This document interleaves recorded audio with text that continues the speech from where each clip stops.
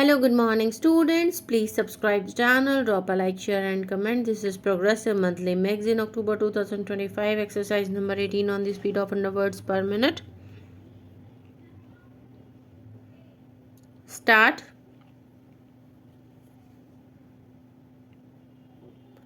Mr. Speaker, sir, some of us who have the privilege of being in this house for the last 50 years have gone through 50 budgets. I feel that this budget, viewing from all angles, is really a budget which this country needed at this hour. When there is widespread inflation all over the world and every country is struggling to reduce it, and also when there was almost a shadow of recession in this country and there was a heavy rainfall which led to good crop and agriculture produce prices were going down.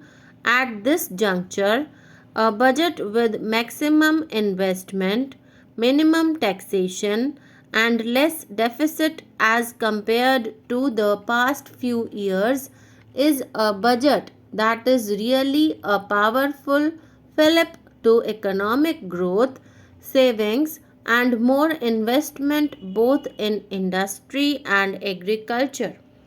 This is the type of budget that perhaps the opposition people never expected.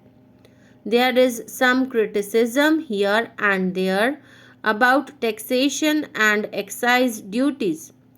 As the finance minister has mentioned clearly, the reduction in excise duties in the case of a few industries is not only to help the middle class people who use TV sets, batteries, or cars, but also the industries and the employees working in those industries.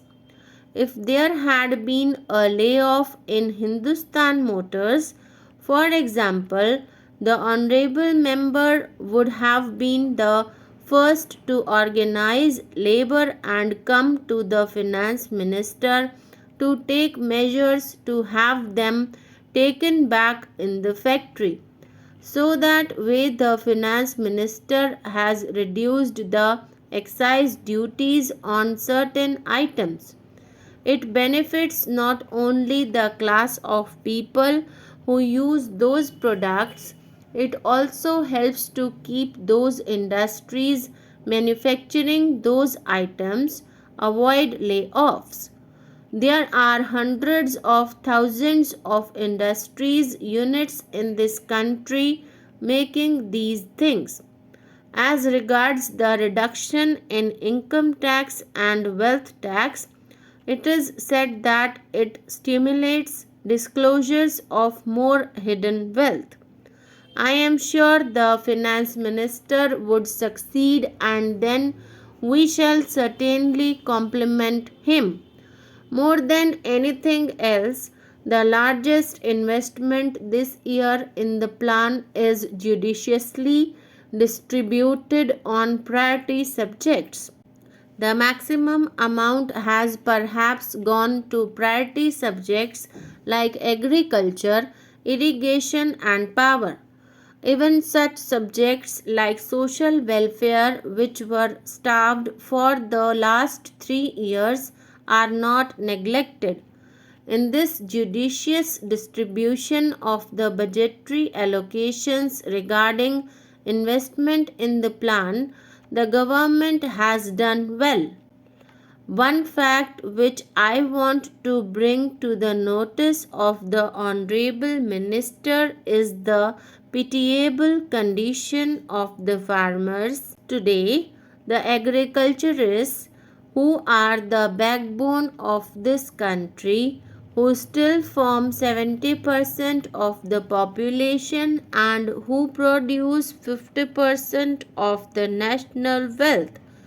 Whenever the authorities wanted to hold the price line, the victims have always been the farmers. If the price line is horizontal or vertical, you could hold it, but it has always been a curved line. So the victims have always been the farmers. In the emergency situation, rains also started. There were unexpected heavy rains all over the country.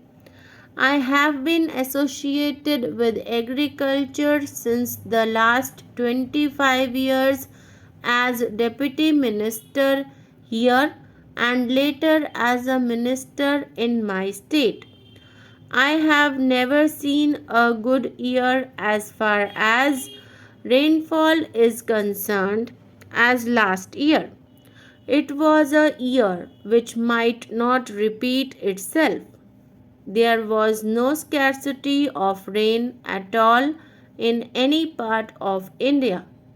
It was only excess rain here and there which has spoiled the crops because of floods everywhere.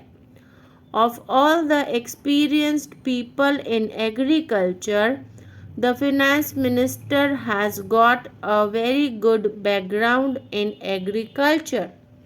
When he was in charge of Food and Agriculture Ministry, he had introduced the hybrid seeds and he gave a fillip to the use of technological know-how in agriculture. I thought he would have certainly understood the farmer's plight and he would have brought forward much more relief to the suffering farmers of today. But that has not been done. In the agriculture line, out of a cycle of 5 years, it is said 1 year will be good, 1 year will be bad, 1 year will be neither good nor bad, and 2 years are indifferent. So, in a cycle of 5 years, there will be one good year only.